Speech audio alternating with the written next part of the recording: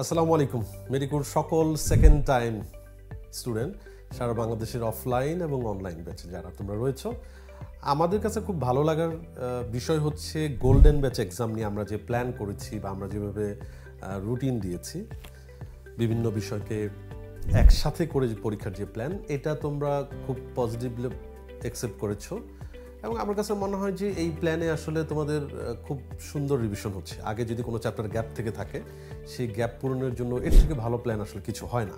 আমি কয়েকটি বিষয় তোমাদের সাথে শেয়ার করি। নাম্বার 1, গোল্ডেন ব্যাচ এক্সাম প্রিপারেশনের জন্য আসলে কিভাবে মেনটেন করা উচিত। তোমাদের নিজস্ব প্ল্যান তো নিশ্চয়ই আছে। তুমি যদি আমার মতামত জিজ্ঞেস করো তাহলে আমি তোমাকে বলবো সেটা হচ্ছে যে বিষয়ভিত্তিক যে বিষয়গুলোতে মেডিকেল ভর্তি পরীক্ষার জন্য নাম্বার বেশি, যেমন বায়োলজিতে 30, তারপরে কেমিস্ট্রি, তারপরে তোমাদের ব্যাচ থেকে তো ফিজিক্স, জেনারেল নলেজ এবং ইংলিশের জন্য সেম নাম্বার থাকবে, সেই হিসেবে বায়োলজির অধ্যায় আগে শেষ করা উচিত। যেমন ধরো তোমার 25 অক্টোবর গোল্ডেন ব্যাচ এক্সাম 7, সেখানে জিনতত্ত্ব বিবর্তন, অণুজীবের ভাইরাস অংশ, পর্যাবৃত্ত গতি, তরঙ্গ এবং কেমিস্ট্রি থেকে ল্যাবরেটরি নিরাপদ ব্যবহার, তার সাথে ইংরেজি এবং সাধারণ জ্ঞান আছে। তোমার উচিত হবে প্রথমে জিনতত্ত্ব বিবর্তন শেষ করা।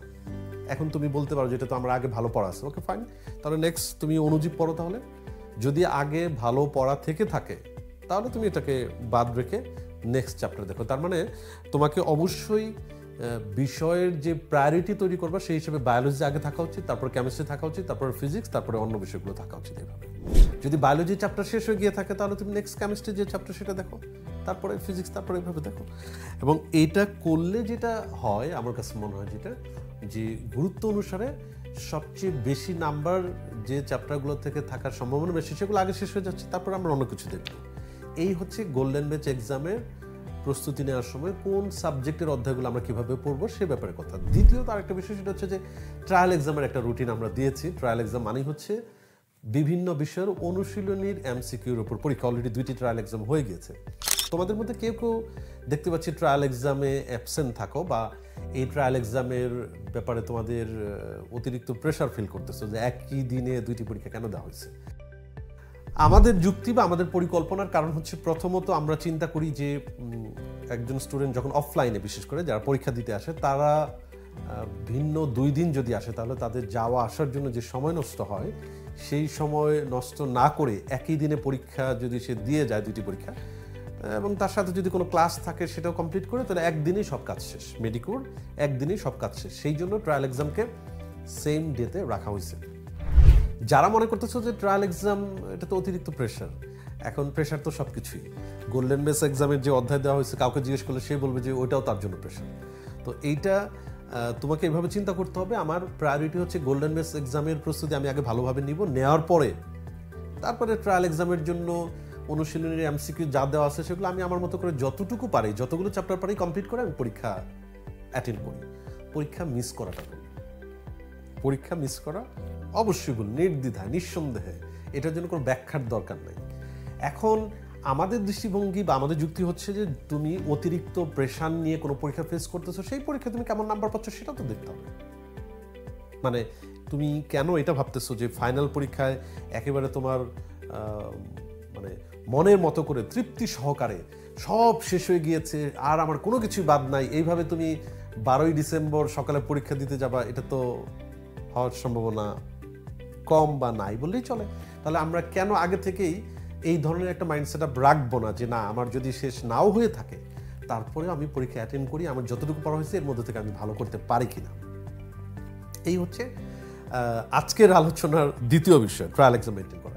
তৃতীয়ত যদি বলি, আমরা আসলে অ্যাকচুয়ালি এর মধ্যে নতুন যে আনঅফিশিয়ালি যে ঘোষণা, সেই ঘোষণার মধ্যে বিষয়ভিত্তিক যে পরিবর্তন এসছে, নাম্বার বন্টনের পরিবর্তন, সেখানে মেডিকো আসলে কিভাবে কি চিন্তা করতেছে বা মেডিকোর অগ্রগতি কতটুকু আসলে, এই পয়েন্টে বলতে গেলে আমি রিকোয়েস্ট করব তোমাদেরকে কোনো সার্কুলার, নতুন কোনো নিউজ, কোনো কিছু নিয়ে আসলে খুব বেশি বিচলিত হওয়া বা দুশ্চিন্তা করাটা আমাদের ভাষায় যৌক্তিকতার মধ্যে পড়ে না। এই কারণে, কারণ এই ধরনের রুলসগুলো তো আসলে সবার জন্য সেম। তোমার জন্য ইন্ডিভিজুয়ালি কোনো রুলস তো করা হচ্ছে না, তাহলে সবার যেরকম হবে তোমার সেরকমই হবে।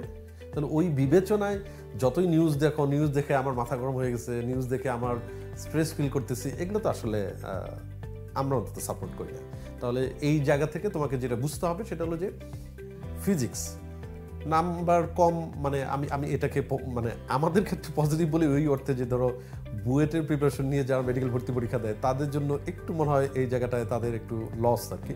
তোমাদের জন্য ভালো, কারণ ধরো ফিজিক্সে ম্যাথমেটিক্যাল ইস্যুগুলো থাকে, সেটা একটু হয়তো এই জায়গায় একটু তোমার মানে রিলিফ পাওয়া যাচ্ছে।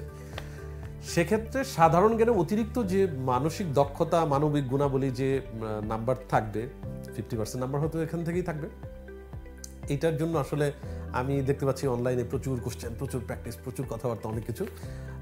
আগে তো তুমি বায়োলজি, কেমিস্ট্রি, ফিজিক্সে মানে একেবারে খুব ভালো দক্ষতা অর্জন করো, তারপরে অন্য কিছু নিয়ে চিন্তা করো। আর মানসিক দক্ষতা এবং মানবিক গুণাবলীর মধ্যে এমন কোনো প্রশ্ন থাকবে না যেটা একেবারে তুমি পারবেই না, বা একেবারে কোনো রাইটারের বই থেকে বারবার প্র্যাকটিস করতে হবে, অনেক সময় দিতে হবে, এটা ভাবার কোনো কারণই নেই। এটা তুমি পারবা, এটা নিয়ে কোনো কনফিউশনের কোনো সুযোগ নেই। সেই জন্য আপাতত মেডিকো যে প্ল্যানে তোমাকে পরীক্ষা নিচ্ছে তুমি এটার মধ্যেই থাকো, এবং এখানে যা যা তোমাকে পড়তে বলা হচ্ছে সেটার মধ্যে থাকো। আমরা মনে করি যে যখন যা দরকার, যেভাবে নক করা দরকার, যেভাবে প্ল্যান করা দরকার, সেটার মধ্যে আমরা আছি। এমন না যে কেউ আগে বলে ফেললো অতএব মেডিকো মনে হয় একটু পরেই বলতেছে, ব্যাপারটা এরকমভাবে চিন্তা করার কোনো দরকার নেই। তোমার সামনে গোল্ডেন বেস এক্সামের যে চ্যাপ্টার সেটা ভালো মতো শেষ করো, তোমার সামনে ট্রায়াল বেস এক্সামের জন্য যে প্রস্তুতি নেওয়ার কথা আমরা বলছি সেটা তুমি শেষ করো। নাহলে তুমি এখন কি করতেছো, ওখানে এতগুলো প্র্যাকটিস দিয়ে রাখছে, ওখানে এত কোশ্চেন দিয়ে রাখছে, আমি তো এটা পড়লাম না, আমার মনে হয় তাহলে আমার মনে হয় পরীক্ষা ভালো হবে না, এইভাবে চিন্তা না করার জন্য অনুরোধ জানাচ্ছি। 4 নাম্বার যে বিষয়টা, সেকেন্ড টাইমের স্টুডেন্ট, তোমাদের নেক্সট প্ল্যান আসলে কি হবে, এটা আমাদের ফাইনাল মডেল টেস্ট যেটা ফার্স্ট টাইম ব্যাচ এবং সেকেন্ড টাইম ব্যাচের কম্বাইন সারা বাংলাদেশে একই রুটিনে পরীক্ষা এবং একটা মেরিট লিস্ট আমরা সেভাবে দেই। তোমাদের গোল্ডেন ব্যাচ এক্সাম শেষ হওয়ার পরে আগামী 9 তারিখ, নভেম্বরের 9 তারিখ থেকে আমাদের ফাইনাল মডেল টেস্ট শুরু হবে। সেখানে তোমাদের কিছু অপিনিয়ন তো আমরা নিবই, সেই অপিনিয়নের মধ্যে তোমার রুটিনটা কেমন হতে পারে সেটা আমরা স্টুডেন্টদের কাছ থেকে মতামত নেই। আর আমাদের তো এক্সপিরিয়েন্সে নিজস্ব ধারণা তো রয়েছেই, সব মিলিয়েই আমরা একটু রুটিনের চিন্তা ভাবনা করছি।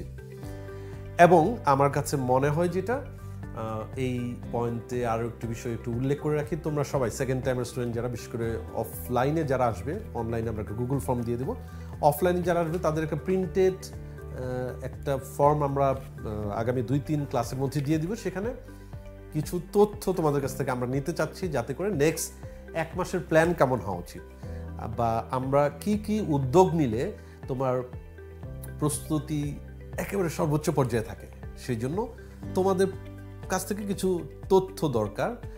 তোমরা যারা আমার কথা শুনতে পাচ্ছ তারা নিশ্চয়ই মেডিকোর তোমার ব্রাঞ্চে গিয়ে সেই ফর্ম কালেক্ট করে, আমরা তো তোমাদের ক্লাসরুমে বলবোই, তারপরে তুমি নিজে থেকে যদি কোনো দিন এরকম একটা এক্সাম মিসও হয়ে যায়, কোনো পরের কোনো ক্লাসে গিয়ে কিন্তু অবশ্যই সেই ফর্মটি কালেক্ট করে সেটা পূরণ করে সাথে সাথে অফিসে বা ক্লাসরুমে কিন্তু জমা দিয়ে দিবে। কারণ ওটা আবার আমরা ইমিডিয়েটলি চেক করে সবারগুলো দেখবো কে কী মতামত দিয়েছে, কে কী চায় এই মুহূর্তে, সেগুলো কিন্তু আমরা আবার আয়োজন করার চেষ্টা করব যাতে করে তোমাদের রেজাল্ট ভালো হয়। সর্বশেষ যে পয়েন্ট, সেকেন্ড টাইমের স্টুডেন্ট 3 নাম্বার কাটা নিয়ে খুবই খুবই বিপর্যস্ত। সকালে ভালো থাকি তো দুপুরে মন খারাপ, দুপুরে ভালো থাকি তো সন্ধ্যায় মন খারাপ, এভাবেই চলছে এবং এভাবেই প্রস্তুতি চলছে। এবং প্রস্তুতি নেওয়ার জন্য যতটুকু সময় আসলে তোমার হাতে রয়েছে তার অনেকটাই নষ্ট হয় শুধুমাত্র এই ধরনের চিন্তা ভাবনা থেকে। আমি বলবো 2025 ব্যাচে তোমরা যারা সেকেন্ড টাইম এক্সাম দিচ্ছ, বিভিন্ন বিশ্ববিদ্যালয়ে ভর্তি থেকে, কেউ কেউ মেডিকেল কলেজে ভর্তি থেকে, অথবা কোনো জায়গায় ভর্তি না থেকে, আমার জানা মতে মানে লাস্ট 20 ইয়ার্সের মধ্যে হিসেব করলে, প্রথমত যখন আগে সেকেন্ড টাইমারদের কোনো নাম্বার কাটতো না, ওই হিসেব বাদ দিলে যখন থেকে নাম্বার কাটা শুরু করছে অফিসিয়ালি, তখন থেকে হিসেব করলে 2025 ব্যাচে যারা সেকেন্ড টাইম দিবে তাদের মতো সুবিধাজনক অবস্থায় আমি কোনো ব্যাচকে দেখি নাই। একটা একটা করে যদি কারণ বলি, নাম্বার 1, তুমি পড়ার জন্য অনেক বেশি সময় পাচ্ছ, ফার্স্ট টাইমরা কিন্তু তাদের জন্য এই জায়গাটা একটু তাদের কষ্ট হচ্ছে এই জায়গাটায়। তারপর তুমি খেয়াল করে দেখো যে তোমার এই পরীক্ষা দিয়ে অলরেডি এক্সপিরিয়েন্স, তুমি মানে পরীক্ষার হলে যাওয়া, পরীক্ষার আগের সপ্তাহ একটা টাফ টাইম পার করা, অতএব ব্রেন এটাতে অভ্যস্ত, এটা তোমার জন্য ব্লেসিংস বলবো ওই অর্থে আর কি, ঠিক আছে। আর আনুষঙ্গিকভাবে আমরা তোমাদেরকে যতগুলো ক্লাস নিয়েছি, আমরা যতগুলো পরীক্ষা নিয়েছি, এটা তো তোমাকে একটা বেস্ট প্রিপারেশনের মধ্যে রাখছে বলেই আমরা মনে করি।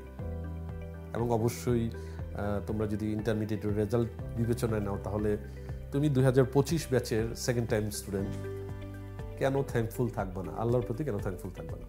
তোমরা যে অফলাইন ব্রাঞ্চে ছিল সারা বাংলাদেশে, আমাদের যে কয়েকটি ব্যাচ হয়েছে, তোমরা ঢাকার বাইরের ব্রাঞ্চগুলোর কথা যদি বলি, আমরা তোমাদেরকে বলেছিলাম যে ঢাকার যে টিচার্স প্যানেল আমাদের এখানে ক্লাস নেই, তারাই সবগুলো ক্লাস নেবে। এর কোনো ব্যতিক্রম কি হয়েছে?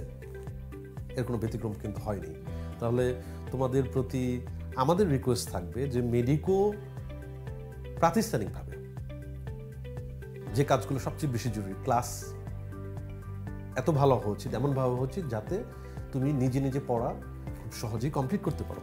প্রাতিষ্ঠানিকভাবে তোমাকে এমন সিস্টেমের মধ্য দিয়ে, এমন এক্সাম সিস্টেমের মধ্য দিয়ে নেওয়া উচিত যাতে করে অনেক কঠিন প্রশ্ন হলেও যেন সেই প্রশ্ন ভালো অ্যান্সার করে তুমি বের হয়ে আসতে পারো। মেডিকো এর সবটুকুই করেছে এবং আমরা সময়ে সময়ে তোমাদেরকে এই বিষয়টি মনেই করিয়ে দেবো, বিশেষ করে ঢাকার বাইরের ব্রাঞ্চ যারা, ঢাকার ভিতরে তো যারা আছে তারা তো মানে সেম টিচার্স প্যানেলের ক্লাসই পাচ্ছে। আমার মনে হয় যে এই জায়গায় মেডিকো ক্রেডিট পেতেই পারে, ক্রেডিট আশা করতেই পারে। সেকেন্ড টাইমের স্টুডেন্ট নিশ্চিন্তে এখন এই শেষ মুহূর্তে সবচেয়ে জরুরি পড়ালেখার পাশাপাশি তোমাদের একটা সমস্যা হচ্ছে সব কিছু পড়তে চাও, এটা ভুল ধারণা। আগেও বলেছি, এখনও বলি, একটি চ্যাপ্টারের সবগুলো টপিক সমান গুরুত্বপূর্ণ না। সেকেন্ড টাইমেরা সব লাইন পড়তে চায়, যদি এখান থেকে আসে ওখান থেকে আসে, নো নো নো, ইম্পর্টেন্ট জিনিস আগে শেষ করো, তারপর যদি তোমার সময় থাকে তারপর অন্য কিছু দেখো। যে কথাগুলো আমাদের জায়গা থেকে বলা হচ্ছে এটা কিন্তু দীর্ঘ সময়ের অভিজ্ঞতার উপর ভিত্তি করে বলা হচ্ছে। কোন জায়গায় স্টুডেন্টরা ভুল করে, তোমরা সেই ভুল করবা না।